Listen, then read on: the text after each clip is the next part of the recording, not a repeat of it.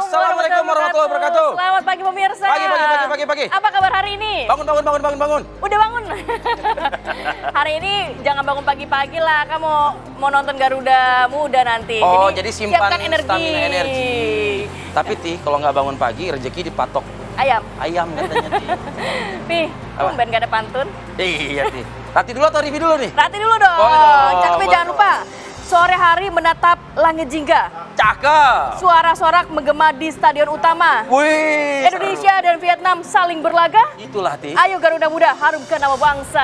Amin. Mudah-mudahan ya malam ini menjadi ajang pembuktian minimal buat Asia Tenggara lah ya Ti ya. Ada aroma balas dendam. Bahwa sepak bola kita tuh bergerak maju. Ti, Iya dong. kalau saya juga ada pantun Ti, sekaligus ini juga memberikan apa ya Semangat atau semangat juga buat saudara-saudara kita yang ada dan terkait dengan hal ini loh gitu. Nah ini ada informasi ini Ti ya, naik angkot ke Ciledug. informasi pantun Vi maksudnya. Pantun maksudnya. Oh, iya.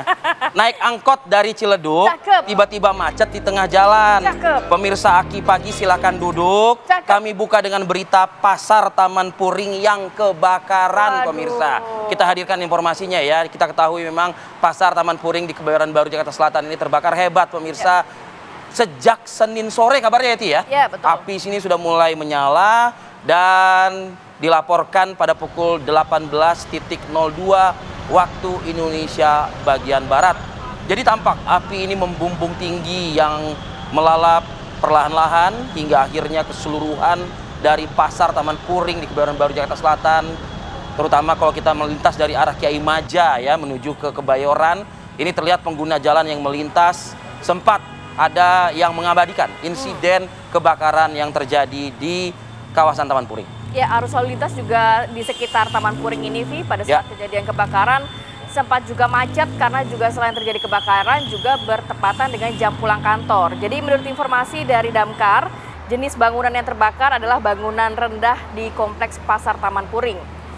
Setelah ada laporan pukul 6 WIB, ini langsung Damkar mengirimkan 6 unit damkar untuk melokalisir kebakaran.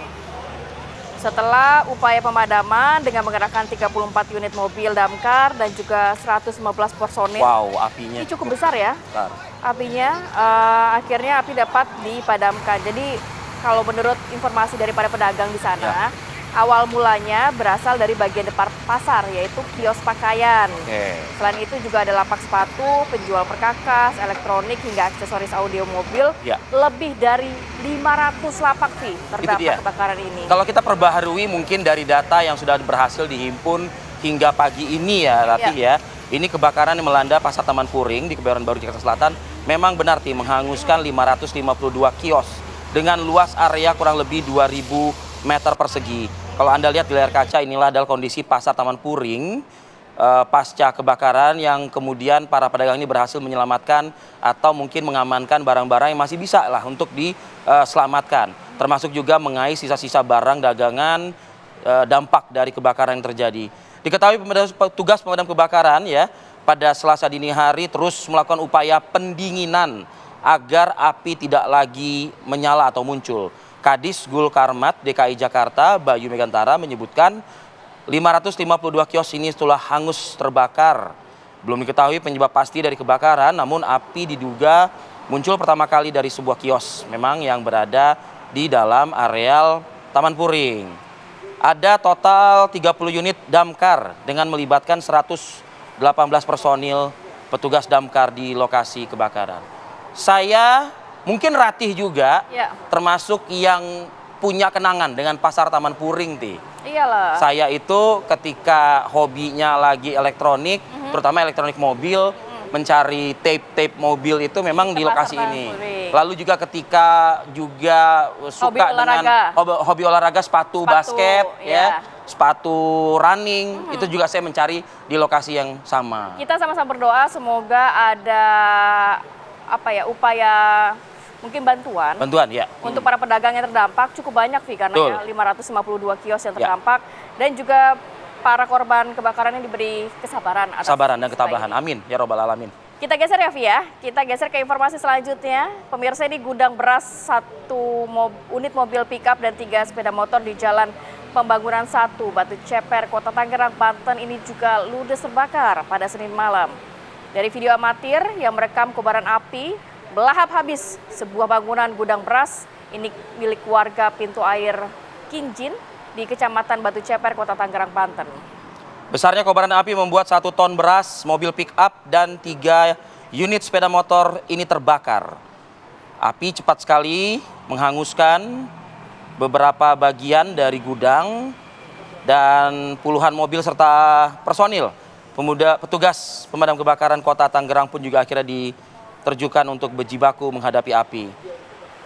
Kapolsek Batu Ceper Kompol Gunawan ini menyebutkan kebakaran bermula dari sambaran bensin dalam dirigen yang tumpah. Beruntung tidak ada korban jiwa dalam peristiwa kali ini.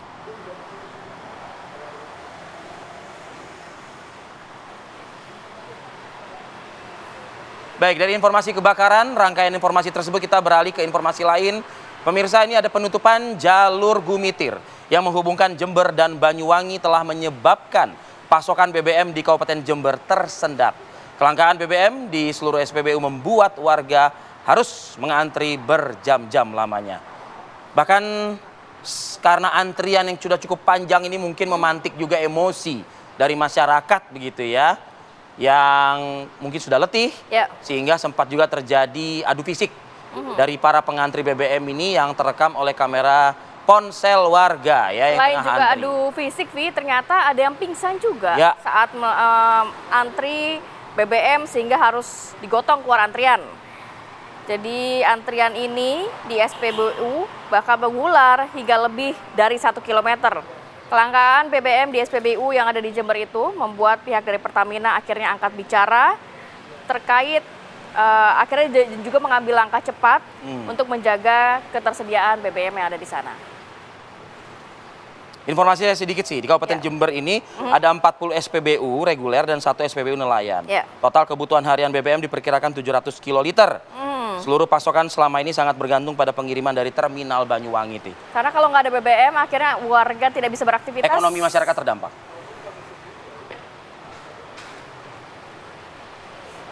Warga di Kota Cilegon, Banten ini nyaris terkena peluru dari senjata api yang ditembakkan oleh sekelompok maling yang hendak mencuri sepeda motor milik warga. Tampak di jendela kaca ya, bahkan juga ada air galon mineral di rumah salah seorang warga di Kampung Palas Kidul, Kelurahan Bendungan, Cilegon ini yang pecah setelah ditembus peluru dari senjata api yang diduga jenis pistol yang ditembakkan oleh sekelompok maling usai dipergoki saat memasuki rumah targetnya. Jadi warga ini menuturkan penembakan terjadi pada Senin dini hari pada saat pemilik rumah memergoki 4 orang yang hendak mencuri sepeda motor milik warga di halaman rumah. Jadi para pelaku yang panik ini kemudian meletuskan tembakan yang kemudian diarahkan kepada korban yaitu Zainal. Nah, beruntung Zainal ini langsung menghindar dan membuat peluru tersebut meleset. Akibat kejadian ini warga di lokasi tersebut ini langsung meminta polisi untuk segera menangkap para pelaku. Pasalnya aksi pencurian di wilayah ini sudah sangat meresahkan warga dan polisi juga dilaporkan telah melakukan olah TKP dan mengamankan sejumlah barang bukti termasuk proyektil di dalam galon air untuk mengungkap tindakan kriminal ini. Gak main-main ya. Main-main ya, pakai senjata api. Pakai senjata api. Berarti kalau ditindak oleh aparat kepolisian, yang aparatnya menggunakan senpi juga boleh dong berarti? Boleh dong. Ya kan? Kan yang penting terukur. Nah, terarah dan terukur tadi. Terarah dan juga terukur. Ayo Pak Polisi, tegas kita. Segera menangkap komplotan maling ini ya. Kita geser dulu, Vi. Kita bergeser ke Bandung, Jawa Barat. Ini ada aksi pencurian sepeda motor yang terekam kamera pengawas milik warga. Waduh, ini tepatnya di Kelurahan Ciberem, Kecamatan Cimahi Selatan, Kota Cimahi. Ini CCTV yang memperlihatkan ya. Ya, betul. Seorang pria yang mengenakan jaket ojek online, menggunakan helm juga, ini mendatangi motor yang sedang terparkir dan terkunci, dan melihat tanpa memerlukan waktu lama, pelaku ini langsung membobol kunci motor dan membawa kendaraan. Hitungan detik kabarnya itu. Iya. Jadi korban ini, Yusuf Muslim, terkejut ya, menyadari motornya sudah raib. Motor yang diparkir tak disangka oleh pemilik ini atau korban ini akan menjadi sasaran dari aksi pencurian. Ini korban Yusuf berharap motornya bisa kembali sebab motor yang ia biasa gunakan untuk berbelanja kebutuhan warung kelontong ini adalah menjadi satu-satunya mata pencaharian yang bisa membantu perekonomian mereka dan keluarga. Kembali lagi masyarakat harus waspada ya. Kalau bisa kendaraan dikunci double. Atau kalau bisa dibawa ke dalam Kamar rumah. pekarangan rumah ya. Oh iya betul. Jangan Kalau tadi kan sampai kita lihat kan emang kan jalan, kayak iya. Karena kejahatan itu, terjadi karena tidak hanya dari niat pelaku, tapi kesempatan. Oke, kita berlanjut pemirsa karena dianggap sebagai anggota geng motor saat hendak melintas di depan kerumunan pemuda, seorang pria berboncengan motor di Goa, Sulawesi Selatan ini dikeroyok oleh sejumlah pemuda. Tampak sebagaimana yang digambarkan oleh video amatir di rekaman warga ini memperlihatkan pengeroyokan dilakukan oleh sekelompok pemuda terhadap Takdir, 21 tahun, pria yang dibonceng sepeda motor di dusun Bonto Kapong, Desa Tinggi Mai, Kecamatan Barongbong, Kabupaten Goa. Jadi pelaku diduga berjumlah sekitar 7 orang, tiba-tiba mengeroyok korban saat hendak melintas di depannya. Akibat aksi pengeroyokan, korban mengalami luka memar dan luka lebam di beberapa bagian tubuhnya. aparat dari Polsek Barongbong ini sudah menerima laporan warga, langsung mendatangi lokasi TKP dan berhasil meringkus RY, salah satu terduga pelaku pengeroyokan. Polisi juga mengamankan sejumlah potongan kayu yang memang digunakan untuk menganiaya korban sebagai barang bukti. Petugas Menuduh kepolisian tanpa bukti. Gitu nggak sih? Iya, betul. Iya kan? Cuman karena curiga, wah lo geng motor nih. Langsung kan. Ya kan? Bahkan ada korbannya ya. Kalau ada buktinya ya nggak juga, silakan sih maksudnya. Betul. Polisi juga saat ini kabarnya sudah melakukan penyelidikan untuk menangkap 6 dari 7 orang terduga Ya, pelaku harus bertanggung jawab. yang belum ditangkap sampai dengan saat ini. Stoplah kekerasan. Kalau bisa kekeluargaan dulu, ditanya baik-baik. Apalagi masih muda-muda loh ini. Iya. Ya kan?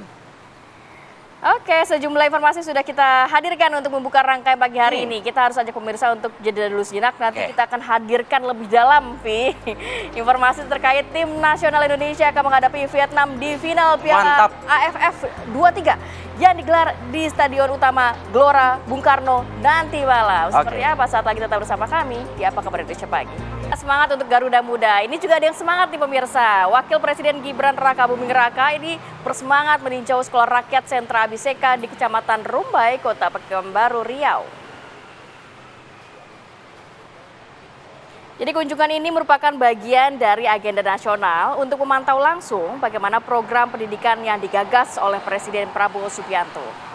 Dalam kunjungannya, Gibran dan rombongan meninjau sejumlah fasilitas penting seperti ruang kelas, dapur umum, dan asrama putra-putri. Sekolah Rakyat Sentra Abiseka ini menampung sedikitnya 100 murid jenjang SMP yang berasal dari berbagai latar belakang sosial dan ekonomi. Dalam kunjungannya, Wapres menegaskan masukan-masukan dari masyarakat akan selalu didengar sebagai evaluasi pelaksanaan sekolah rakyat.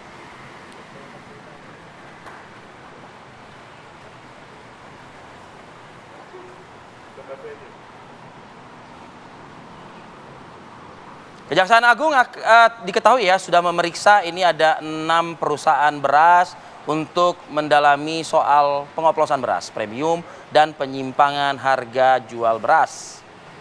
Ada 6 perwakilan produsen beras diperiksa Satuan Tugas Khusus Penanganan dan Penyelesaian Perkara Tindak Pidana Korupsi.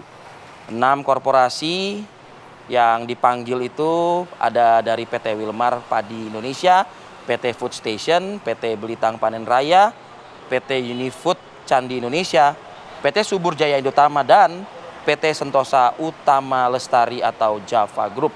Jadi Kejaksaan Agung akan terus mendalami kasus dugaan mutu dan juga harga beras berdasarkan standar pemerintah.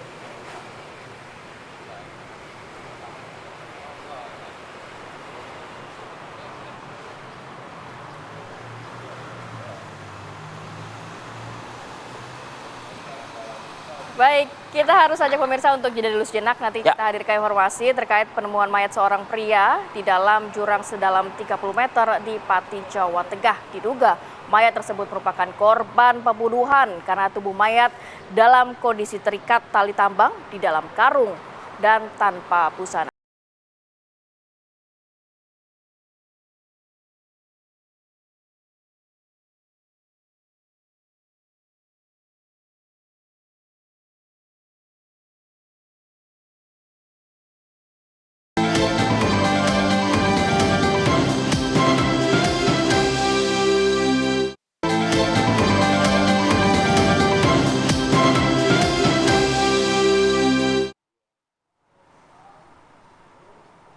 Kembali lagi di Apa Kabar Indonesia Pagi pemirsa, tragis. Ini ada seorang remaja putri berusia 14 tahun di Kota Bekasi, Jawa Barat pemirsa menjadi korban aksi biadab sang ayah kandung sendiri.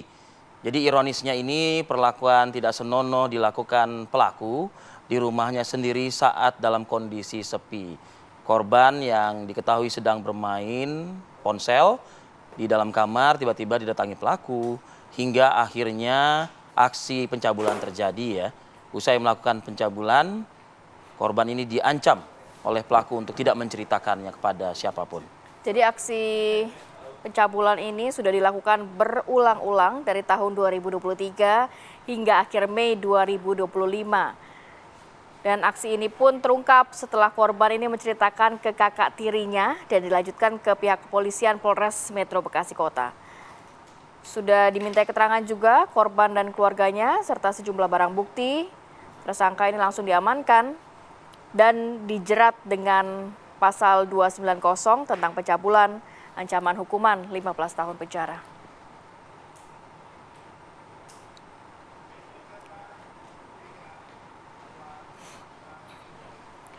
Pemirsa, diduga gara-gara soal sepele, ini adik bunuh kakak kandung di Medan lantaran dendam tersinggung dengan kata-kata kasar.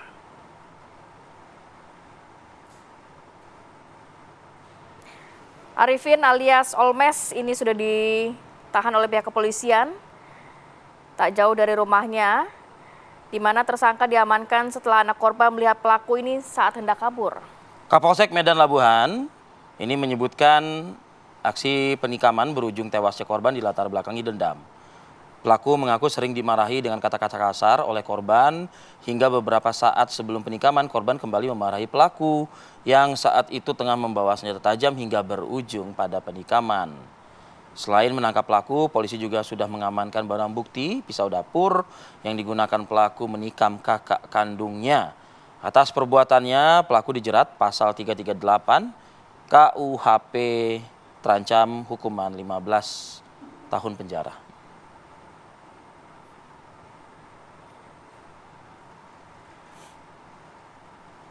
Oke, pemirsa, kita berlanjut ke perkembangan dari penemuan jasad perempuan tanpa identitas yang ditemukan dalam tong plastik ya di Sungai Cisadane di Jalan Perintis Kemerdekaan Kota Tangerang. Ini juga diketahui masih terus dilakukan upaya pengungkapan identitas. Salah satunya adalah pihak kepolisian sudah menyebar ya Terti ya. Sejumlah ciri termasuk juga pakaian yang melekat pada saat penemuan jasad dalam tong plastik ini dilakukan. Jadi disebutkan oleh Kapolres Metro Tangerang Kota, ini ciri-ciri korban memiliki tai lalat di bagian bibir, menggunakan kawat gigi, dan umur diperkirakan 25 hingga 30 tahun, jenis kelaminnya wanita. Ya, jadi hasil dari otopsi, sementara jasad dalam kondisi seluruh tubuh penuh luka lebam dan patah tulang. Menurut warga sekitar yang saat itu sedang memancing bersama rekannya mengatakan bahwa salah satu saksi mengatakan melihat jenazah jasad korban begitu ya. Kemudian jenazah korban kini dibawa ke ruang jenazah RSUD Kabupaten Tangerang, Banten untuk dilakukan otopsi.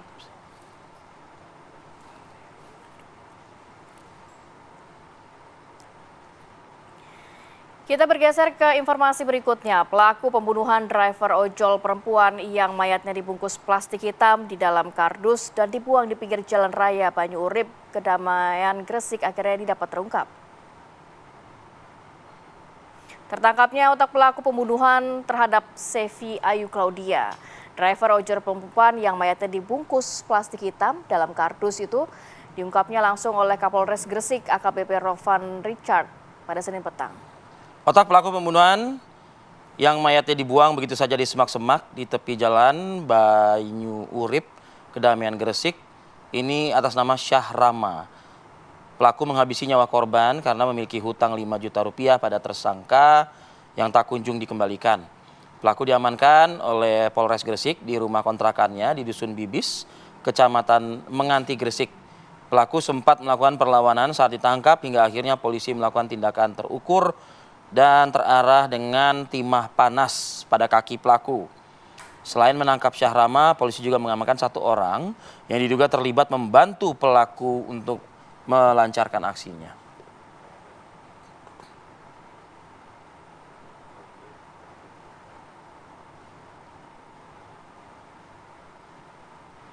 Kita ke Pati, Jawa Tengah, mayat seorang pria ditemukan di dalam jurang sedalam 30 meter, pemirsa. Diduga mayat ini merupakan korban pembunuhan. Warga desa Purwokerto, Kecamatan Kayen, Kabupaten Pati, Jawa Tengah, digegerkan dengan penemuan mayat seorang pria dalam jurang 30 meter. Mayat ini diduga menjadi korban pembunuhan karena ditemukan dalam karung dengan leher terjerat tali tambang serta tangan dan kaki juga terikat menjadi satu. Ya, mayat tersebut ditemukan warga saat sedang berburu dan langsung dilaporkan kepada pihak kepolisian. Diperkirakan mayat sudah meninggal lebih dari 5 hari karena memang kondisinya sudah mulai membusuk. Mayat tersebut diduga merupakan warga desa Peketel, Kecamatan Kayen, Pati yang berinisial KR yang pergi dari rumah pada Sabtu malam tanggal 19 Juli dan hingga kini juga belum kembali. Setelah dievakuasi dari dalam jurang kurang lebih 30 meter, polisi kemudian membawa mayat tersebut ke RSUD Suwondo Pati untuk dilakukan otopsi dan mengetahui apa yang menjadi penyebab kematian dari korban. Apakah juga terdeteksi jika ini adalah korban pembunuhan, artinya pelaku ya? Ya. Identitas pelaku dari olah TKP yang dilakukan oleh pihak kepolisian. Baik, kita akan mendalami mengenai hal ini ya, Via, dengan Kompol Heri Dwi Utomo, Kasat Reskrim Polresta Pati. Assalamualaikum, selamat pagi Pak Kasat. Selamat pagi Pak Kasat. Selamat pagi Mbak Arif ya, Pak Arif. Iya, dengan Arif dan Ratih di studio. Ratih dan Arif, Pak Kasat, boleh diinformasikan kepada kita bagaimana kronologinya dan apakah sudah ada pelaku yang diamankan oleh pihak kepolisian? Ya, jadi dari informasi warga itu kemudian pada hari Sabtu sekitar jam 14.30 ada informasi penemuan mayat dengan ciri-ciri tangan terikat oleh tali, kemudian dalam posisi telanjang memakai celana dalam, kemudian di jurang. Nah, setelah itu dari tim Inafis olah TKP Polresta Pati beserta Polsek serta anggota Jatanras Polresta Pati melakukan olah TKP untuk mengembangkan kasus tersebut. Namun demikian karena mayat tersebut diperkirakan 8 hari ya Pak ya, 8 hari sehingga kita lakukan olah TKP kemudian kita bawa ke Polres ke rumah sakit RSU Pati, kemudian besoknya kita lakukan otopsi karena perkenaan lukanya itu karena apakah jeratan karena lidahnya menjulur atau sebab lain. Nah, kemudian dari situ dari hasil otopsi kita temukan tangan kanan kiri lecet-lecet, kemudian didapat luka akibat benturan kepala, kemudian dari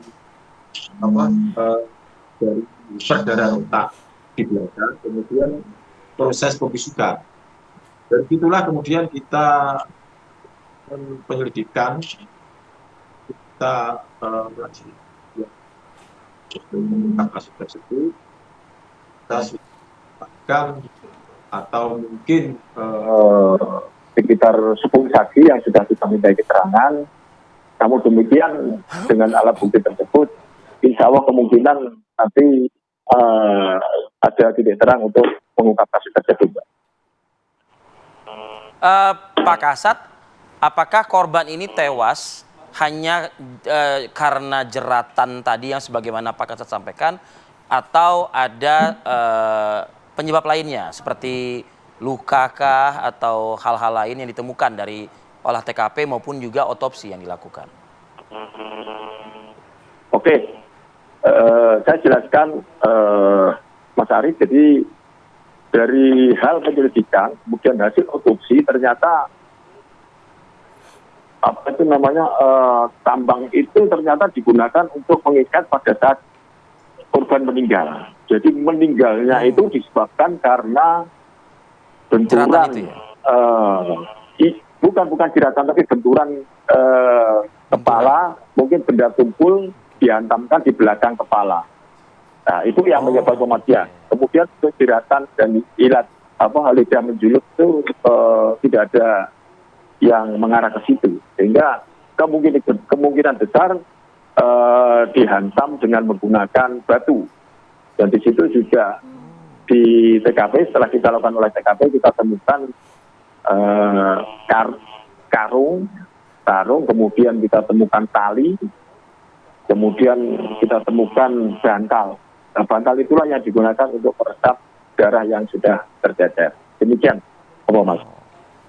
Sudahkah pihak kepolisian mengetahui background atau latar belakang para pelaku ini melakukan aksi keji ini, Pak, sehingga korban meninggal dunia? Dengan pemeriksaan beberapa saksi tentunya. Iya.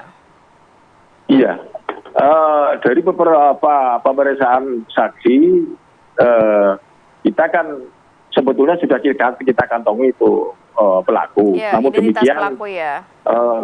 Iya, tapi kita harus mengacu pada pasal 184 KUHP.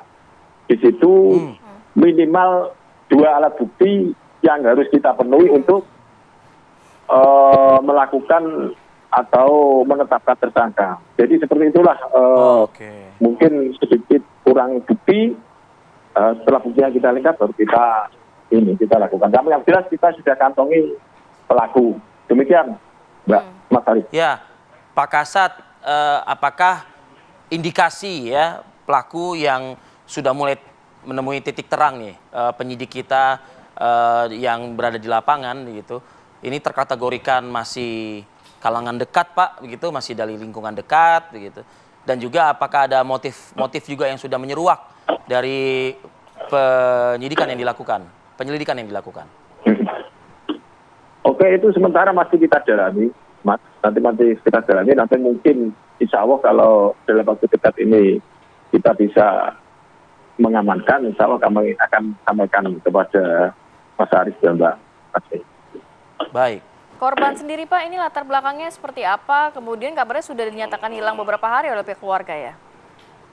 Iya, jadi hasil otopsi kemarin itu 8 hari. Sehingga kita melakukan identifikasi sangat kesulitan. 8 hari. Demikian. Apa yang bisa didalami dari pihak keluarga? Apakah korban ini bekerja sebagai apa? Kemudian pamit kemana terakhir kali? Jadi gini, Mbak. Korban ini adalah kalau dalam bahasa kalau di wilayah Pati itu monco ya. Monco itu istilahnya bekerja di luar di Jakarta, kemudian 1 bulan, 2 bulan dia kembali. Jadi dari perjalanan kami. Baik, terima kasih Komisaris Polisi Heri Dwi Utomo, Kasat Reskrim Polresta Pati, Pak.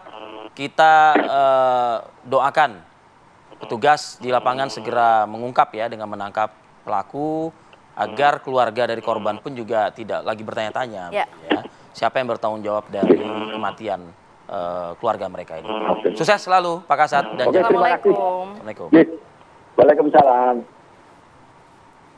Baik, kita harus ajak pemirsa untuk jeda dulu sejenak. Nanti kita juga akan membahas terkait titik terang ya. Titik terang. Katanya hari ini akan dirilis oleh Polda Metro Jaya. Kabarnya. Jadi ternyata kemarin belum.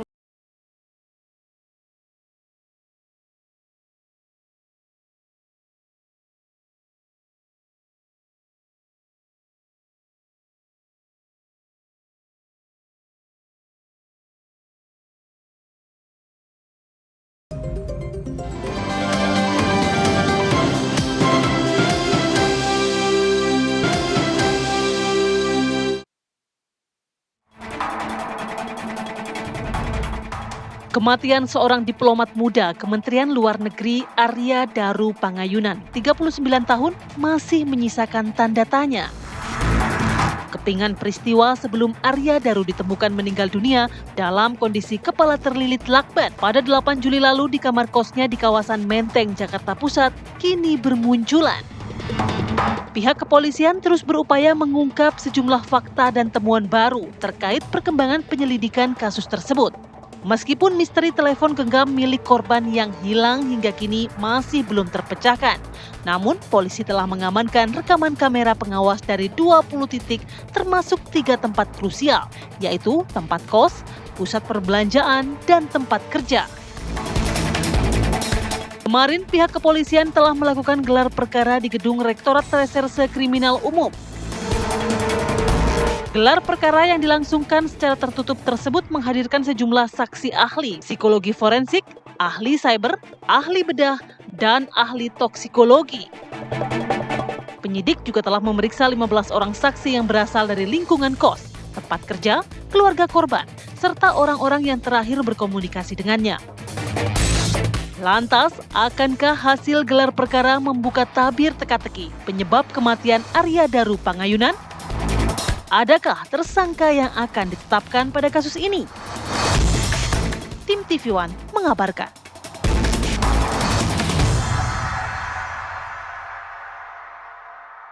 Kemudian penyelidik mendapatkan fakta bahwa berdasarkan pengamatan CCTV tersebut, awalnya korban naik membawa tas gendong dan tas belanja, kemudian saat turun korban sudah tidak membawa tas gendong dan tas belanja.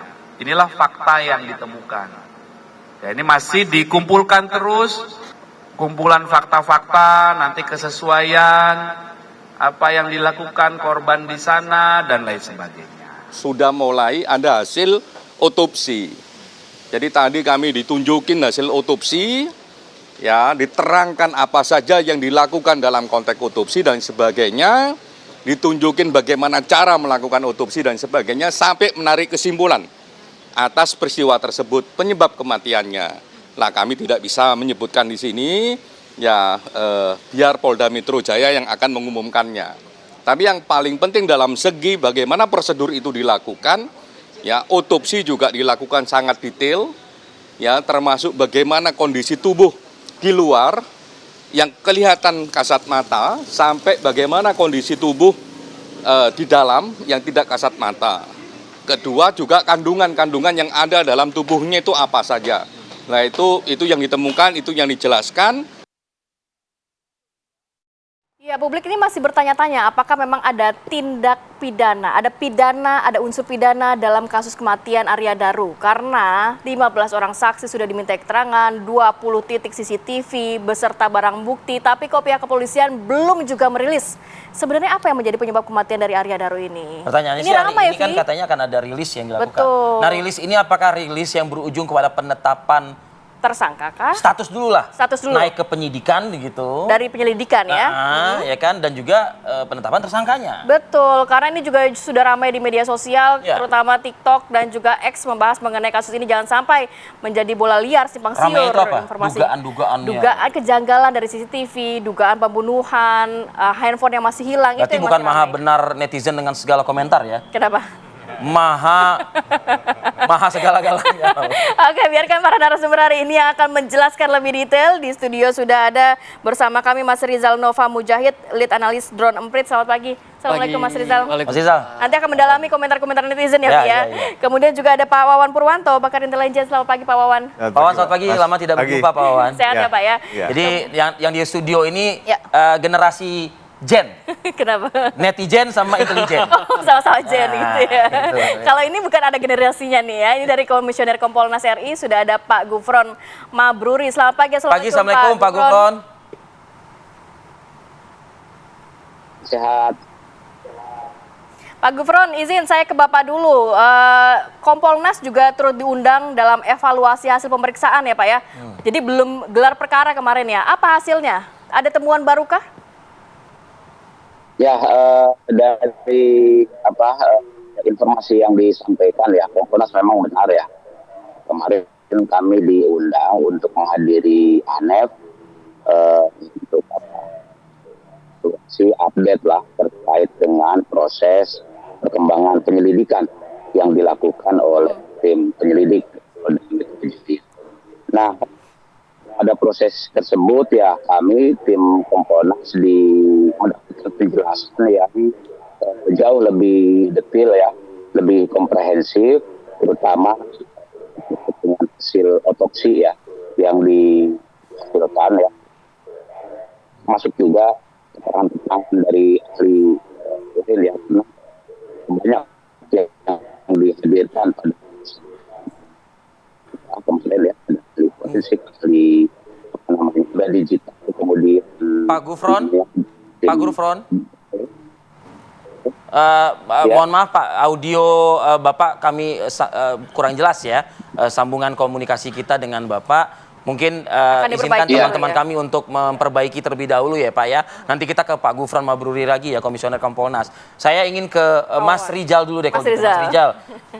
Apa kata netizen nih mengenai, ini kan sudah lebih dari 2 pekan ya Mas ya? Ya, hampir 3 pekan ya. Hampir 3 pekan. Ya. Yang kalau saya ikutin dari awal sih, memang saya nggak ngikutin semuanya. Netizen awalnya mengarahkan kepada, mohon maaf ya, dengan tidak mengurangi duka kita terhadap keluarga, ada unsur fetis. Lalu juga mengarah ke suicide atau bunuh diri. Bunuh diri. Ya Tapi kan? sekarang Tapi ada ini juga akhirnya mengarah ini pembunuhan. pembunuhan. Kuat ke pembunuhan. Silakan Mas Rizal analisanya. Betul, terutama setelah berbagai macam data-data baru itu kemudian muncul ke publik ya.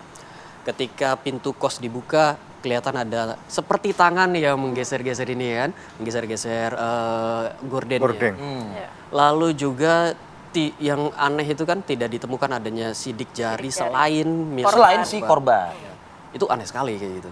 Lalu dan banyak lagi, dia ke rooftop, dia tidak langsung pulang dan seterusnya.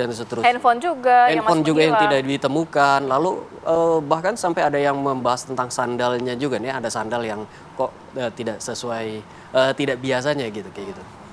Nah itu semua kecurigaan netizen. Nah tapi tentu saja netizen posisinya memang terbelah ya. Tidak sepenuhnya curiga kalau ini ada mengarah pada pembunuhan. Tapi juga ada yang bilang, ya kalau tidak ditemukan data-data, tidak ditemukan lain, ya harus diakui itu sepertinya mengarah kepada bunuh diri. Apapun motifnya itu adalah bunuh diri. Gitu.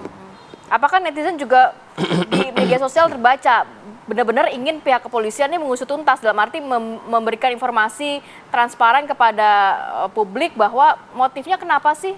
Atau mungkin perbincangannya sudah mulai turun nih kalau Mas Rizal melihatnya? Kalau kita melihat volume percakapannya, sebenarnya ya volume percakapannya sebenarnya cukup tinggi di produksi narasi. Ada 9.000 lebih hanya dalam waktu beberapa hari gitu, 9.000 lebih. Akan tetapi kalau kita lihat interaksinya yang hanya mencapai 294 juta, itu sebenarnya rendah dibandingkan kalau kita membahas isu-isu lainnya. Artinya netizen lebih banyak yang berkomentar, lebih banyak yang menyampaikan pendapatnya dibandingkan dia mengakui, mengamplifikasi, menyetujui pendapat-pendapat, biasanya pendapat ahli, pendapat aktivis dan sebagainya. Jadi di sini netizen bergerak sebagai penyelidik mungkin atau sebagai intelijen gitu ada kan? spekulasi. Padahal yang bicara di media atau diwawancari awak media itu kan pakar-pakar dan ada keilmuannya. Padahal iya seperti itu. Tetapi kalau kita lihat nanti media memang menjadi rujukan juga. Akan tetapi bukan rujukan yang disetujui, tetapi sebagai bahan terusan, bahan tambahan untuk mereka membahas ini. Kalau di TikTok sama di Twitter X ya, tadi yang besar di situ ya, tone-nya beda nggak? Ini grafisnya nanti. Iya, ini kalau kita lihat makin tinggi itu menjelang setelah kemarin ya, setelah Polda ada expose gitu, dan hari ini expose yang rooftop itu kayak lebih melejit lagi tuh kayak. WA dulu sebenarnya. WA. Jadi kalau dilihat itu ya kayaknya polisi memang mencicil apa saja yang dikeluarkan gitu ya. Enggak ya di-spill dikit gitu semuanya gitu ya. Nah, WA yang terakhir, lalu ada rooftop, lalu mundur lagi terus. Itu yang membuat percakapan ini terjaga kondisinya di media sosial. Dan kemarin ketika expose itu ya itu yang menjadi paling tinggi. Nah, kalau kita melihat apa saja yang paling banyak dibicarakan misalkan, yang paling tinggi itu adalah apakah ini pembunuhan atau bunuh diri. Itu yang paling tinggi ya? Itu yang paling tinggi. Apakah pembunuhan atau bunuh diri. Ini semuanya berujung pada dua hal itu. Lalu yang kemudian disampaikan adalah berbagai macam kejanggalan. Ada kejanggalan CCTV. Ponsel, gitu ya. Gorden yang bergerak itu. Ponsel yang hingga kini belum ditemukan. Ada sehingga itu membuat orang bertanya-tanya jangan-jangan ada keterlibatan orang lain, ada pihak lain kayak gitu.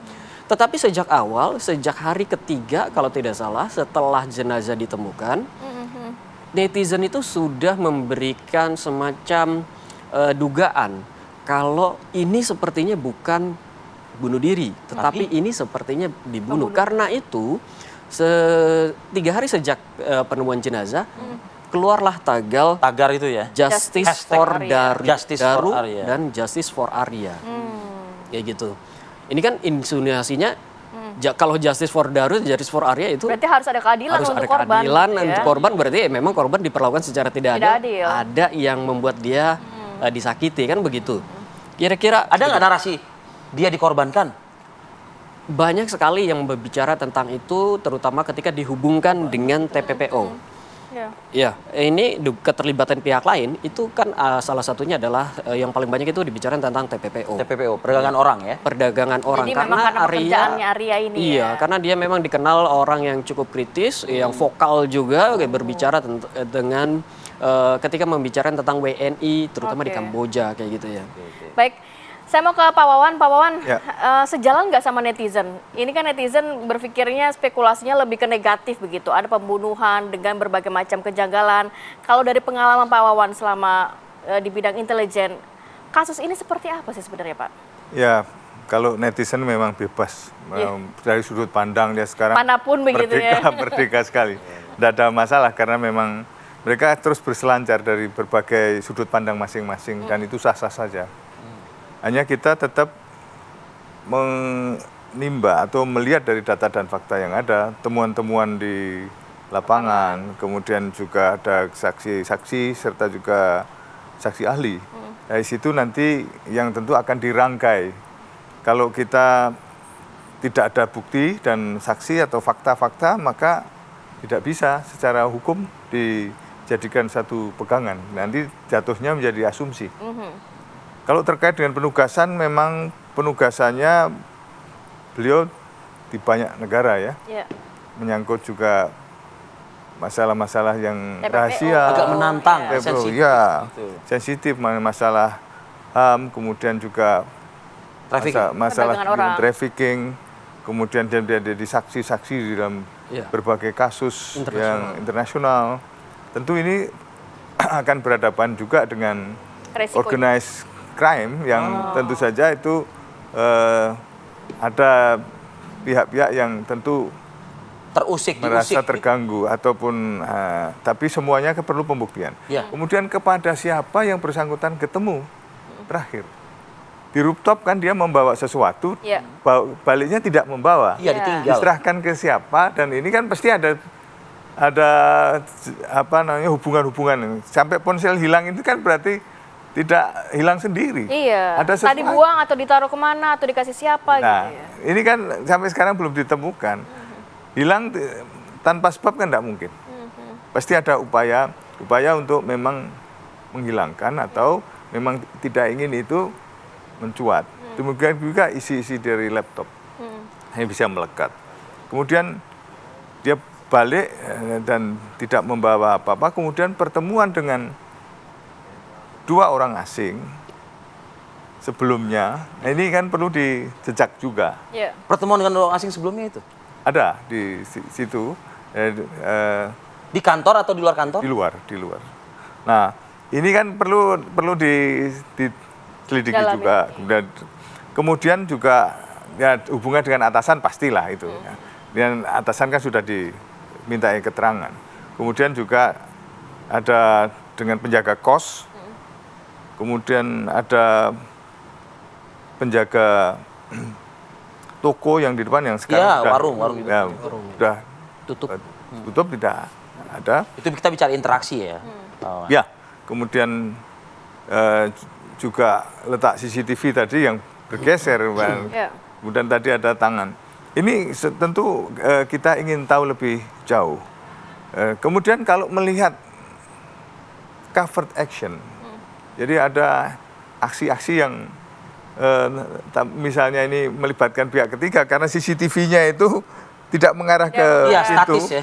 Pada saat dia bergerak ke sana, Iya. ini kan ke sana. Kita nggak tahu, ini kan posisi dalam posisi terbuka. Iya. Pintu. Mungkin ada siapa atau ada apa begitu yang tidak tercover oleh kamera CCTV tersebut. Iya. Kemudian yang membawa akses ke pintu juga tidak hanya dia kan. Nah, ini karena perubahan ini tadi yang menyorot ke sana kemudian menyorot ke sini baru. Ini kan berarti ada yang menggeser. Nah, pergeseran ini kan kita Kabarnya pergeseran CCTV itu permintaan dari istri korban untuk melihat bagaimana kondisi korban saat itu yang tidak bisa dihubungi, Pak Wawan. Ya, ini semua kan tentu perlu diselidiki. Iya. Sebab ada CCTV yang 360 derajat kan ada. Ya, sehingga semua bisa tercover tanpa harus geser-geser seperti itu. Tapi intinya kita ingin melihat di daerah blank spot itu what happened pada saat itu. Apa itu? Kita nggak tahu gitu. Kemudian pada saat penjaga jalan ke sana misalnya, dia hanya melihat dia mau tidak mengetuk memanggil, dia langsung mundar-mandir. Terus pegang handphone. Agak janggal berarti di situ juga ya, Pak ya. Kita enggak menuduh apa-apa, enggak. Ini semua nanti polisi yang akan menentukan. Hanya seperti itu yang perlu kita teliti dan kita sadari bahwa tugas yang berat, tugas diplomasi sebagai seseorang yang memegang rahasia, menjadi saksi, tentu ini juga tidak main-main. Apalagi dia juga di negara-negara Amerika Latin, ya banyak yang disoroti, kemudian juga pernah protes atas perlakuan kepada warga negara Indonesia yang ditahan di sana. Dia juga melakukan protes keras. Kemudian juga ada ya hubungan dengan Interpol. Ya memang kegiatannya kan tidak bisa lepas dari sesuatu yang berkait dengan persoalan-persoalan yang dihadapinya sehari-hari. Ya. Jadi Pak Wawan mau mengatakan profesi atau pekerjaan tanggung jawab yang diemban ini yang sangat menantang inilah menjadi titik. Ini menjadi satu perhatian kita. Sebab mau tidak mau nanti tentu akan ditelisik keberadaan kebiasaan komunikasi selama ini karena hilang atau dihilangkan. Tentu kan kita bertanya-tanya, ada apa? Kalau memang tidak ada apa-apa, kenapa hilang? Kenapa harus hilang? Begitu. Jadi ini mungkin sudah ditampung oleh Pak Gufron Mabruri ya di Kompolnas. Kita coba dalami ya Pak, berdasarkan dari apa kata netizen, juga pakar intelijen ya. Usai jeda, Pak Gufron.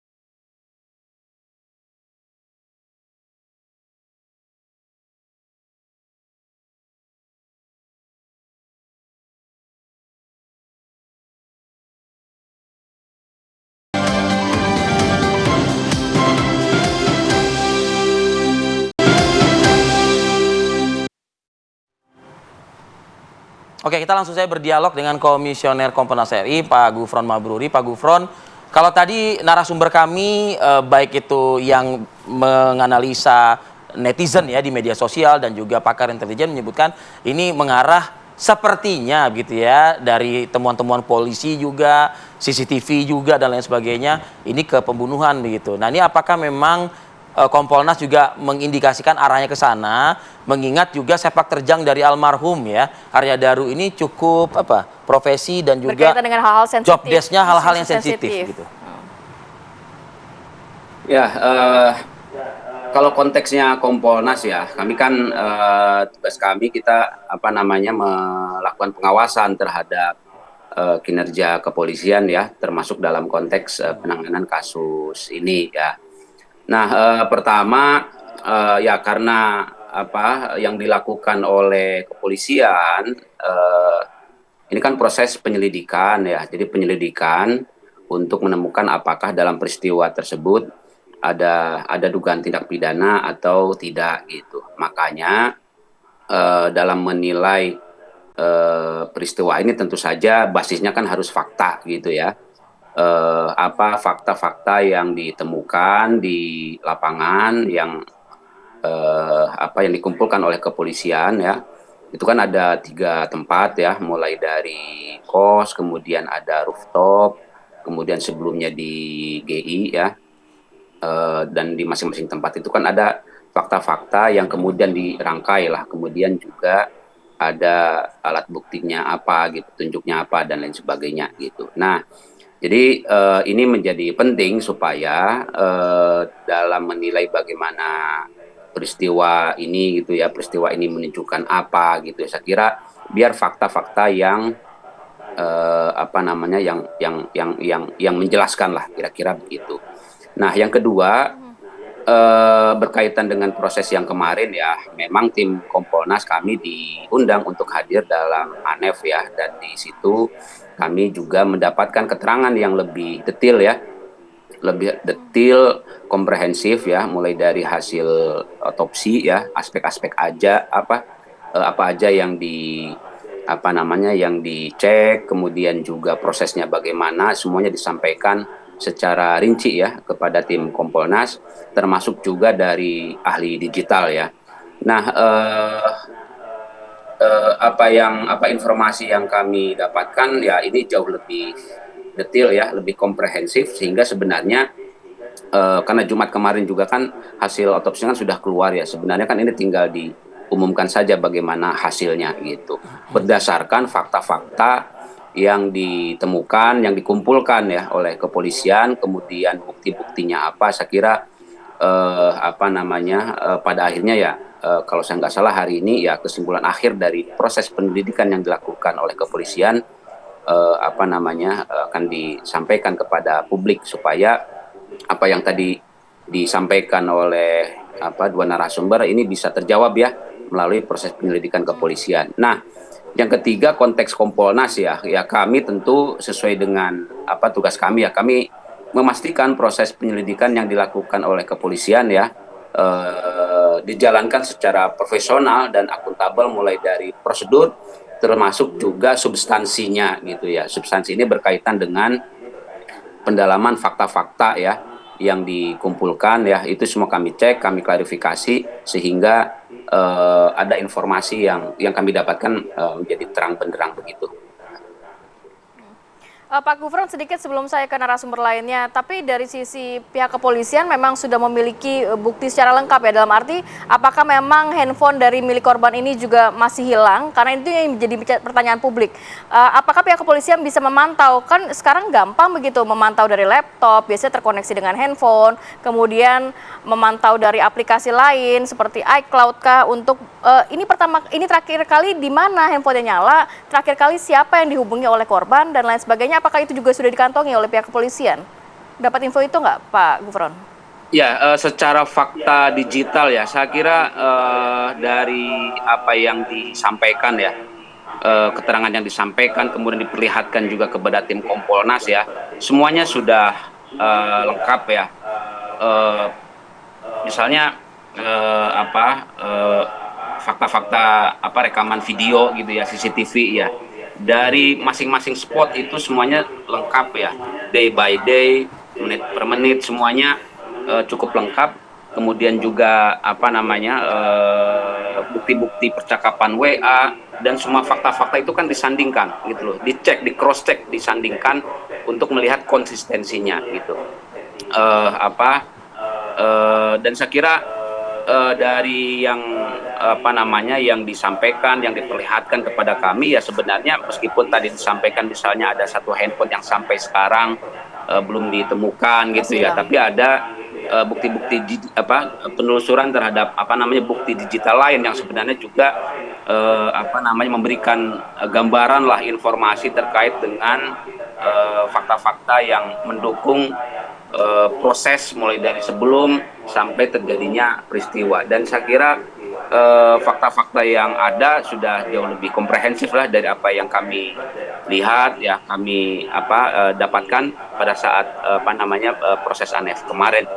Nah, dan saya kira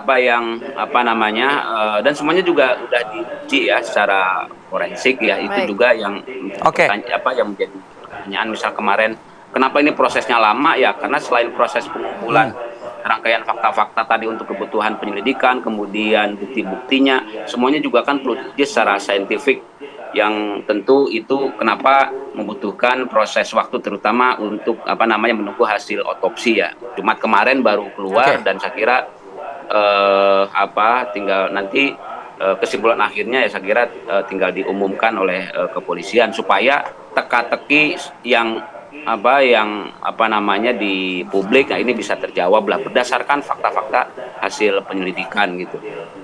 Baik, saya ke Mas Rizal. Mas Rizal, dari media sosial juga dan dari kalangan netizen juga, kalau misalnya mengacu ke soal profesi tadi, tanggung jawab ya, beban pekerjaan yang memang sedang dipegang ya oleh seorang almarhum Arya Daru ini, arahnya kemana? Arahnya apakah ke kejahatan transnasional atau melibatkan mafia? Apalagi tadi Pak Wawan dan kita juga semua tahu kan, bertugas juga di Amerika Latin ya. Karena kita tahu itu perdagangan orang luar biasa juga di situ.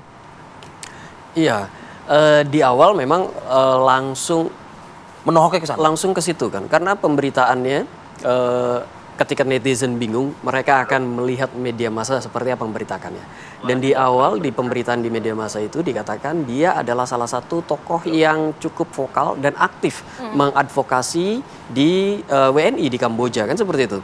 Netizen langsung menghubungkan dua hal ini, kematian yang tidak wajar gitu dengan lakban yang sedemikian rapinya dan aktivitasnya di Kamboja kayak gitu. Dan tentu saja itu langsung dihubungkan.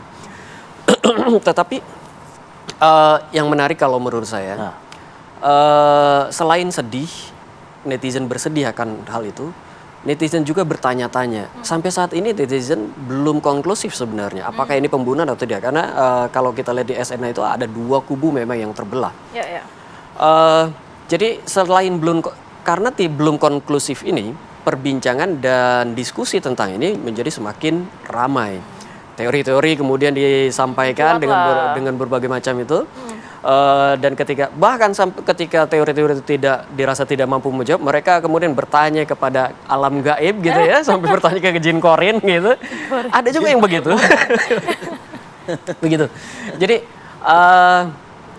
dan kalau kita lihat di mana sih yang paling tinggi percakapannya, kalau biasanya yang seperti ini, isu-isu kayak gini biasanya kan di Twitter ya. Tapi ini justru yang paling tinggi adalah di TikTok. Artinya TikTok itu kan lebih banyak medianya dalam bentuk video. Dan memang untuk hal ini banyak sekali yang nge-share analisa video. Analisa video itulah yang membuat percakapan ini menjadi semakin ramai. Dan kemudian dihubungkan dengan itu tadi background Arya dan Daru keseharian.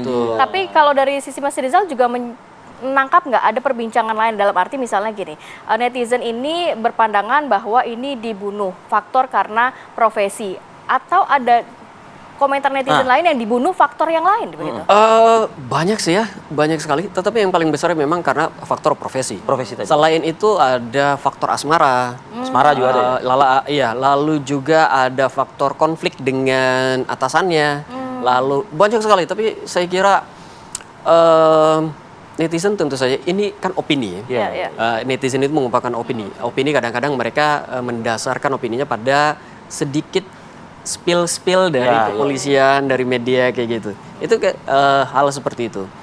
Jadi kalau saya sih ngelihatnya, ketika perbincangan seperti itu tidak mendapatkan banyak respon, berarti ya netizen tidak terlalu banyak sepakat dengan hal seperti itu. Justru yang paling banyak itu yang dengan TPPU. Yang itu tadi. Saya ke Mas Wawan lagi nih. Mas Wawan, saya tipikal orang yang suka dengan tayangan-tayangan film Hollywood yang kaitannya dengan yaitu intelijen dan lain sebagainya gitu. Saya ingin bertanya dong ke Mas Wawan, kalau misalnya emang arahnya karena ke profesi dan kemungkinan kita tunggu juga penyelidikan yang dilakukan oleh kepolisian, ini arahnya pembunuhan tadi kan begitu ya. Pertanyaannya kan publik kan pasti yang paling gampang adalah yang mendasar, siapa yang membunuh? Wong sidik jari nggak ada, CCTV juga tidak merekam ada sosok lain dan lain sebagainya. Nah kembali nih ke film yang tadi yang saya suka nonton itu gitu. Mungkinkah ada agent? Nah, di sini yang berperan sebagai apa begitu? Karena kalau di film kan macam-macam, ada pedagang buah juga ada, tukang somai bakso juga ada. Gitu. Bahkan netizen berkata ini profesional nih yang melakukan nih. Gitu. Terlatih ya.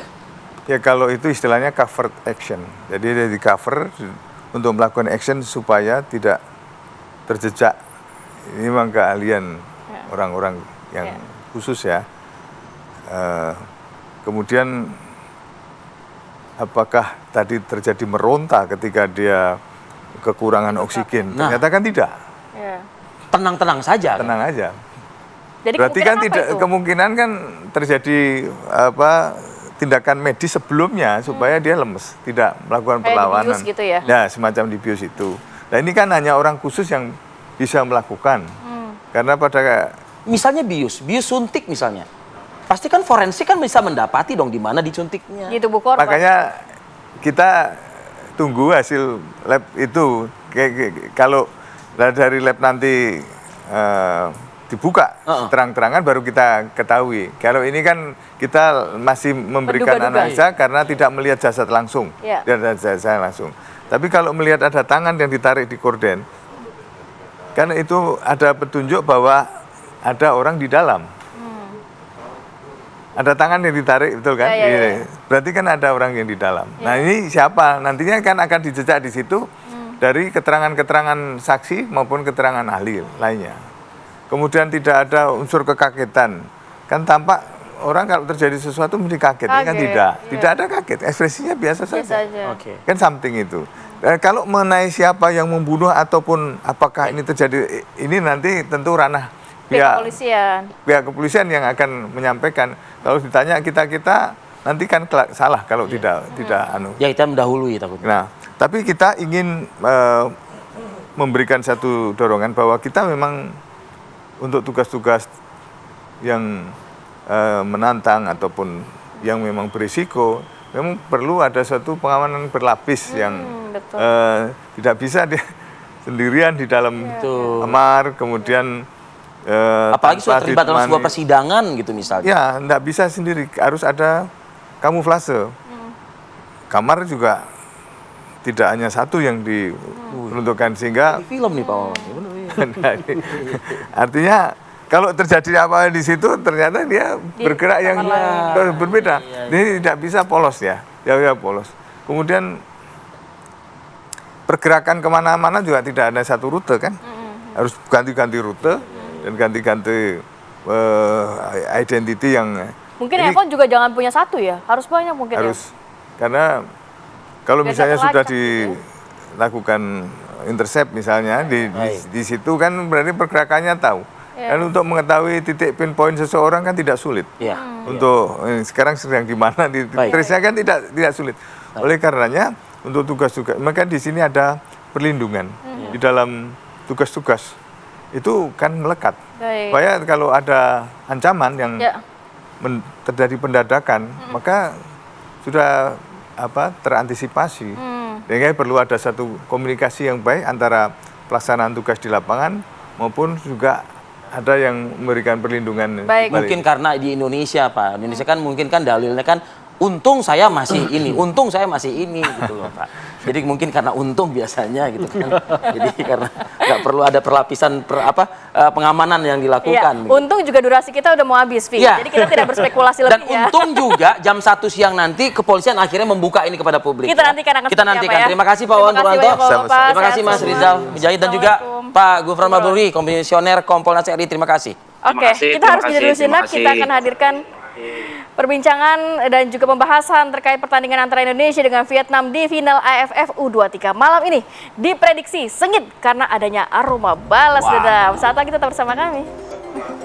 Ya, kembali lagi di Apa Kabar Indonesia Pagi. Semangat ya, Via. Semangat. Saya udah mau buka baju, tadi mau ganti baju Garuda di dadaku. Jangan di layar TV dong. Berabe nanti. Oke, tapi saya pengen lihat yang satu ini apakah dia sudah menggunakan Garuda di dadaku nih, seorang Penart Huta Barat, pengamat sepak bola tanah air. Selamat pagi. Selamat pagi, Bang Pepe. Bang Pepe. Pagi Mas Arif, pagi Mbak Nati. Udah nih, Mas Arif udah di Garuda ada. Udah dipakai ya? Dari pagi udah dipakai nih. Sampai malam. Udah. Wih, luar biasa. Bang Pepe, pertanyaan pertama saya. Apa kemungkinan yang akan terjadi malam nanti bila mana Garuda Muda kita ini menghadapi juara bertahan Vietnam? Ya, pasti pertandingan nggak gampang ya bagi timnas Indonesia karena kita tahu juga sebagai juara bertahan dan juga pasti juga ini Vietnam pengen meraih rekor mereka untuk menjadi 3 kali juara berturut-turut ya, tentunya sangat berat juga pasti buat Indonesia. Tentunya kesempatan pasti tetap ada karena kalau saya lihat ya penampilan dari pemain-pemain Indonesia dari awal pertandingan melawan Brunei Darussalam terus sampai akhirnya mengalahkan Thailand. Saya pikir pertandingan para pemain juga sudah sangat baik ya untuk menjalankan instruksi daripada Gerald Vandenberg. Cuma memang ada kendala ya, kita lihat ketika pada saat tidak ada pemain-pemain kunci yang tampil, terutama bagi Arkan Fikri dan juga Tony, ini membuat kelihatannya improvisasi dan juga variasi permainan dari Indonesia ini agak sedikit berkurang, begitu Mas Arya. Ya, betul. Ya, Bang Pepe, kira-kira komposisi pemain gimana nih Bang? Karena kan ada 3 pemain nampaknya nggak bisa berlaga malam ini. Ya. Lini mana yang harus diperkuat oleh timnas? Iya, tapi yang saya dengar ya 3 pemain yang mungkin dikabarkan tidak bisa bermain kayak Arkan, ada Jane Raven juga dan juga Tony itu sudah ikut berlatih ya di sesi latihan terakhir bagi tim nasional. Kita berharap mereka bisa turun bermain dan kita juga berharap bahwa tim medis dan juga fisio dari Indonesia bisa menjamin mereka bisa turun karena kita sangat berharap ya terutama bagi Arkan di tengah juga bagi Tony karena kalau kita lihat penampilan dari Tony dan juga Arkan ini sangat mobile untuk bisa menjaga permainan di jantung permainan di sektor tengah. Kita lihat ada perubahan memang pada saat kedua pemain tidak bisa bermain. Kita pada saat melawan Thailand itu Doni Tri dimainkan ke sektor tengah bersama dengan Dion menggantikan peran daripada seorang Arkan. Tapi kita lihat tidak begitu berjalan maksimal. Dan ketika pada saat gol Thailand terjadi, itu kesalahan dari sektor tengah di mana Dion memberikan passing yang begitu lemah, tidak sampai ke rekannya dan akhirnya ada yang namanya counter attack cepat dari Thailand dan akhirnya gol tercipta. Nah, ini yang harus diwaspadai ketika kita melakukan kesalahan elementer dan akhirnya kita bisa dihukum dengan serangan balik cepat oleh lawan kita nanti. Apalagi nih yang namanya Vietnam ini sangat luar biasa kolektivitas dan juga kecepatannya. Ini harus dijaga dan para pemain Indonesia harus benar-benar disiplin ya dalam menjaga setiap jengkal lapangan permainan.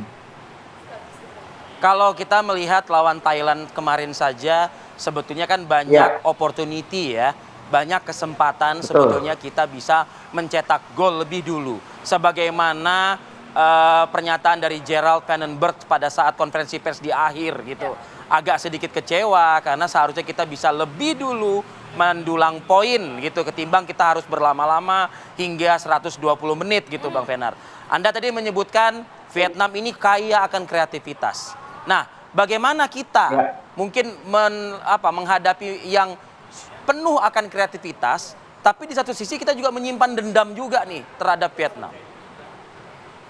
Iya, kalau tadi berbicara masalah gagalnya kita menciptakan gol dari peluang yang didapat ya, saya pikir ini adalah sepak bola ya Mas Arif ya. Bagaimanapun juga kalau memang pemain sudah berusaha dan memang ternyata pertahanan lawan lebih bagus, kiper juga lebih siap untuk menjaga serangan-serangan dari para pemain Indonesia. Saya pikir ini memang tidak bisa disalahkan juga. Namun memang saya setuju ya, setiap peluang itu kalau bisa dimaksimalkan. Nah, kalau berbicara dengan permainan dari Vietnam sendiri, kita pernah dikalahkan oleh Vietnam di tahun 2023. Tapi kita juga pernah menjadi juara di tahun 2019 ketika itu mengalahkan Thailand di eranya Coach Indro Safri. Pencetak gol itu kalau saya tidak salah ada Osvaldo Hai dan juga Sani Rizky. Artinya di kategori U23 ini kita punya potensi sangat besar untuk bisa menjadi juara kembali. Karena kita tahu kita bermain sebagai tuan rumah menghadapi Vietnam, justru seharusnya under pressure tuh ada bagi tim Vietnam. Makanya saya juga berharap para supporter juga bisa memenuhi GBK untuk memberikan dukungan dan tentunya untuk bisa memotivasi para pemain.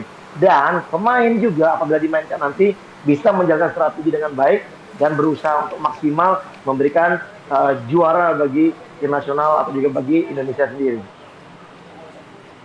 Oke, berarti bermain di kandang sendiri kalau menurut Bang Feve ini akan menjadi kekuatan ya, bukan menjadi tekanan untuk timnas kita ya? Iya, seharusnya menjadi tambahan motivasi ya. Karena kita tahu bermain sebagai tuan rumah, tentunya pressure itu menurut saya justru malah akan didapat oleh Vietnam. Nah, kalau justru malah pressure itu justru menjadi beban bagi timnas Indonesia, saya pikir ini menjadi malah bumerang ya. Dan kalau melihat bagaimana para pemain yang ada di timnas Indonesia sekarang ini kan mayoritas pemain-pemain muda yang juga di klubnya masing-masing mereka mendapatkan jam bermain cukup banyak. Artinya pengalaman, experience mereka juga udah punya ya. Dan saya setuju ya dengan cara permainan yang kita lakukan saat ini dengan bermain di sektor flank, kecepatan ada Raihan Hanan, di kirinya ada Rahmat Arjuna dari Bali United. Sementara di tengah menurut saya yang perlunya kreativitas dan memang kita berharap Arkan Fikri, Tony sebagai penjegal di sektor tengah itu bisa dimainkan. Kalau berbicara pemain lini belakang saya pikir udah cukup bagus, di mana Kakang, dan juga Kadek Arel bisa bermain sangat kolektif bersama-sama. Kadek Arel, betul. Oke, ini terakhir nih Bang VV. Saya tidak mau dulu mendahului pertandingan tadi malam dengan bertanya skor. Skornya. Tapi ketika peluit panjang ditiupkan di awal pertandingan ini, apa yang harus dilakukan, strategi seperti apa? Bertahan, menyerang, atau seperti apa? Ya kalau melihat dari pertandingan yang sudah dilakukan oleh tim dari timnas kita melihat memang dalam penguasaan bola kita sangat bagus ya. Ball position kita sangat bagus. Melawan Thailand pun juga kita menang ball position. Artinya kita harus tetap menguasai bola dan kita harus memulai serangan dari menit awal karena kita tahu gol cepat itu akan kembali mengangkat motivasi para pemain untuk bisa mengembangkan permainannya menit per menit. Dan kita harapkan kita tidak kebobolan duluan nih Mas Arif. Karena apa? Kalau sudah kebobolan duluan itu pasti akan terjadi kepanikan, terjadi buru-buru dan akhirnya membuat kita jadi akhirnya kita bisa tidak siap lah untuk bisa bermain lebih baik lagi. Nah, kalau menurut saya untuk skor ini mungkin dengan permainan lawan Vietnam ya, mungkin skor tipis ya, mungkin bisa menang 1-0 atau 2-1, tapi saya lebih cenderung melihat kayak pertandingan akan kepanjangan waktu ini. Baik, terima kasih banyak Mbak Pepe. Kita terima kasih ya Bang. Bersama ya nanti. Semoga timnas kita bisa membobol gawang merobek pertahanan. Oh, pertahanan. Waduh. Terima kasih banyak. Pusing deh kalau udah pakai kata-kata bola. Sama-sama Mas Arif, sama-sama Mbak Rati. Terima kasih banyak. Sukses, sehat selalu. Assalamualaikum. Oke. Dari sepak bola, kita mengajak Anda untuk melihat kondisi terkini di Pasar Taman Puring Kebayoran Baru. Ada rekan kami nanti Celia Alexandra yang akan menggambarkan situasi terkini sambil kita sedikit juga bernostalgia karena saya pribadi dan Rati juga punya catatan-catatan. Sering kesana juga ya? Betul ya di Pasar Taman Puring ini. Saksikan laporan langsung Celia sesaat lagi pemirsa, tetaplah bersama kami di Apa Kabar Indonesia Pagi.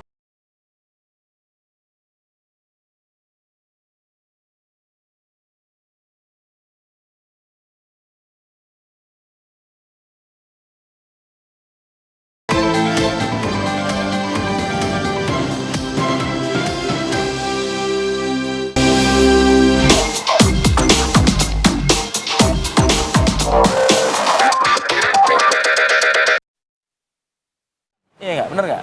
Iya kan? Nah ini kan. Pagi on location bersama dengan saya Celia Alexandra. Pemirsa, 500 pedagang ataupun toko pedagang yang berada di Pasar Taman Puri, Kebayoran Lama, Jakarta Selatan habis dilahap si jago merah. Ini adalah kondisinya pemirsa ketika semalam pukul 16.07 api kemudian melahap 500 toko dan juga yang menjadi tempat para pedagang mencari nafkah. Bagaimana kejadiannya ataupun kebakaran ini bisa terjadi? Apa saja kemudian yang bisa diselamatkan oleh para pedagang di sini? Saya akan tanyakan kepada pedagang yang saat ini sedang berusaha untuk mengambil sisa-sisa ataupun puing-puing yang masih bisa terselamatkan. Halo, dengan Pak siapa? Ade Hermawan. Pak Ade, ini tokonya jualan apa Pak?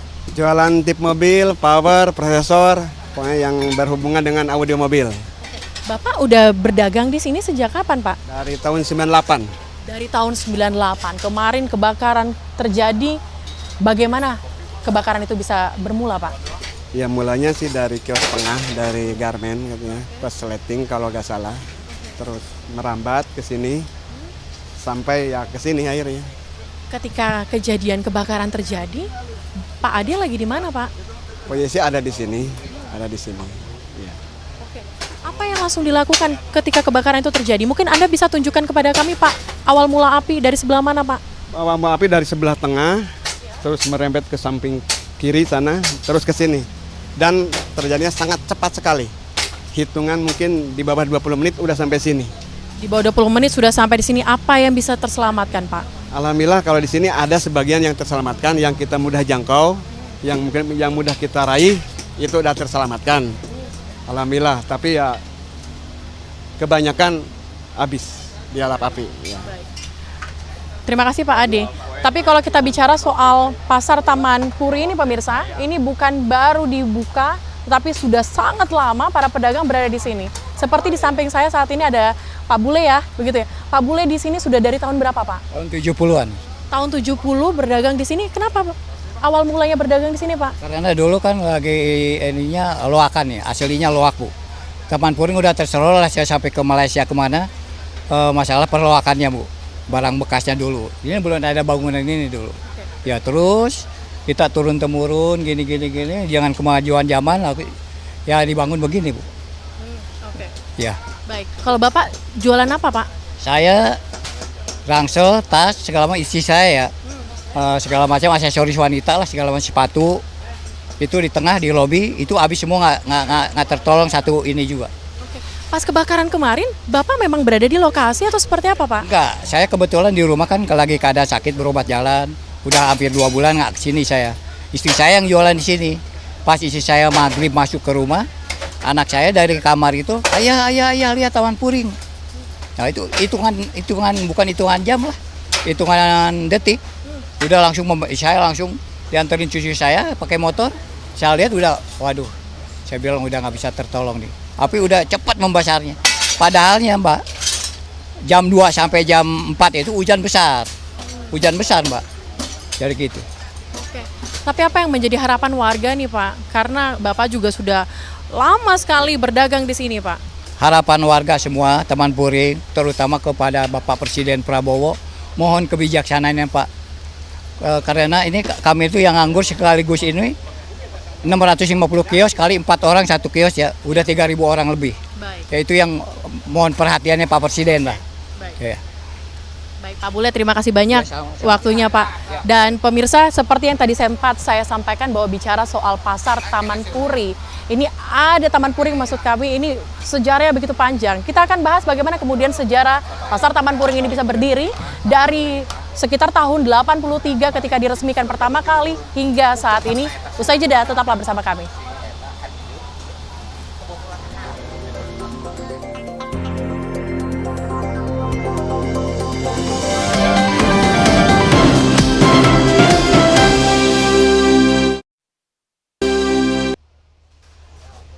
Anda kembali di Apa Kabar Indonesia Pagi on Location bersama dengan saya Celia Alexandra. Pemirsa, asap masih bisa tercium, bahkan dari tadi pandangan saya terhalang oleh asap yang memang menjadi sumber dari kebakaran yang kita sudah ketahui bersama ini memang membakar ataupun melahap 500 toko di sini. Tapi tadi saya sedikit menyinggung soal sejarah terbentuknya atau terbangunnya pasar Taman Puring ini seperti apa. Tentu pembahasan ini akan dibahas bersama dengan sejarawan yakni Bang JJ Rizal. Halo Bang. Halo, selamat pagi. Bang JJ, saya akan buka wawancara kita atau dialog kita dengan 1983 ketika pertama kali Gubernur Suprapto ini meresmikan pasar Taman Puring. Bagaimana sejarah panjangnya Bang? Ya sebenarnya dalam desain Kota Baru Kebayoran, pasar Taman Puring ini tidak ada. Seperti namanya, ini adalah kawasan taman. Waktu itu Pak Susilo sebagai arsitek yang mendesain Kota Baru Kebayoran itu menyediakan ruangan sebanyak 112 hektar untuk taman, dan salah satunya Taman Puring ini ya. Dan pasar ini muncul justru setelah Kota Baru Kebayoran itu selesai ya, pada tahun 60-an. Menjelang pertengahan gitu baru muncul sebagai pasar di mana barang-barang bekas, buah, makanan begitu ya, ada di sudut taman. Tapi kemudian terus berkembang dan menjadi pasar loak yang sangat terkenal di Jakarta. Dan dalam perkembangannya itu kemudian Pak Gubernur Suprapto memberikan izin secara resmi yang mengakibatkan sesuatu yang nggak ada di dalam konsep desain tata ruang Pak Susilo yang awalnya taman, kemudian ada pasar loak ini. Tapi saya mau menyambung apa yang Anda sampaikan begitu Bang JJ, bahwa diberikan izin. Apakah izin yang diberikan oleh Gubernur kala itu memang respon baik oleh seluruh masyarakat atau seperti apa kala itu? Ya waktu itu ada perkembangan ya, maksud saya kota sendiri tidak begitu patuh terhadap rencana tata ruang yang pernah ada. Menurut konsepsinya rencana tata ruang Kota Baru Kebayoran itu kan sebenarnya kota taman, kota hijau begitu ya. Jadi sebenarnya dia lebih prioritas untuk ruang hijaunya tuh sangat besar begitu. Tapi karena tahun 80-an itu ugal-ugalan ya terhadap master plan atau konsep tata ruang, akhirnya di banyak tempat bukan hanya di Kebayoran, termasuk di Menteng, karena Kebayoran ini imitasi Menteng, ya terjadilah ruang-ruang yang seharusnya tidak ada penempatan untuk sesuatu yang tidak ada di dalam desain itu dapat ruang begitu. Jadi buat saya peristiwa kebakaran ini kan harusnya juga mengundang ya, mengajak pemangku kota kita, gubernur, untuk memikirkan sebenarnya gimana caranya Kebayoran yang sebenarnya heritage ya, ini kawasan cagar budaya, dan ini kota taman yang didesain oleh orang pribumi pertama kali, Pak Susilo gitu, yang harusnya dilindungi dan sebisa mungkin dijaga konsep tata ruangnya, dan sebisa mungkin diarahkan untuk memulihkan sebagai kota taman kedua setelah Menteng. Jadi kebakaran ini menurut saya tuh harusnya bisa menjadi landasan untuk reorientasi tentang kawasan Kebayoran, termasuk bagaimana pedagang-pedagang ini menjadi bagian dari sejarah Kebayoran dan mendapatkan ruang yang baru. Itu harus dipikirin sama gubernur gitu. Karena melihat bahwa tadi sempat yang Anda sampaikan bahwa ini seharusnya menjadi taman begitu. Ya, memang ini kawasan besarnya adalah kota taman seperti Menteng, karena dia memang didesain kan sejak tahun 1937. Tapi karena Belanda kalah oleh Jepang, dikuasai, terus kemudian revolusi dia pengen bikin lagi, tapi nggak pernah berhasil. Tapi kemudian Pak Susilo dan Bung Karno mewujudkan ini sebagai kota taman. Ya kita tahu Bu Fatmawati juga ada di kawasan Kebayoran rumahnya. Jadi ini kawasan yang sangat penting ya, dan menurut saya perkembangan dengan ruang-ruang baru yang berkembang itu harus direspon dan dicarikan solusi tata ruangnya oleh pemerintah Kota Jakarta. Apalagi sekarang kan kita krisis ruang terbuka hijau ya di Jakarta, untuk dapat sampai 10% aja susah, padahal udah didiskon dari 37,5 jadi 30%, tapi untuk 10%-nya susah. Jadi bagaimana memulihkan konsep kota taman itu dan memberi, tapi tanpa menghilangkan kesempatan memberi ruang baru buat pedagang-pedagang yang identik dalam sejarah Jakarta pusat waktu itu. Baik, ini semoga menjadi awareness juga ya, atau memunculkan kesadaran kepada diri kita bahwa yang awalnya ini adalah pusat heritage ataupun taman begitu, ini bisa dikembalikan lagi menjadi pusat heritage dan juga mendukung perkembangan kehijauan begitu ya di Indonesia. Terima kasih Bang JJ sudah bergabung bersama dengan kami. Semoga ini juga menjadi salah satu solusi ke depannya dan juga menjadi solusi yang mungkin bisa dilihat oleh pemerintah nantinya apa yang harus dilakukan ataupun diambil dalam kejadian kebakaran yang menghabiskan 500 toko di Pasar Taman Puring ini. Sementara saya kembalikan kepada rekan-rekan saya di studio, ada Arif Fadil dan juga Kamarati. Baik, saya lihat Alexandra, terima kasih. Laporan langsung Anda dari Pasar Taman Puring, Kebayoran Baru, Jakarta Selatan.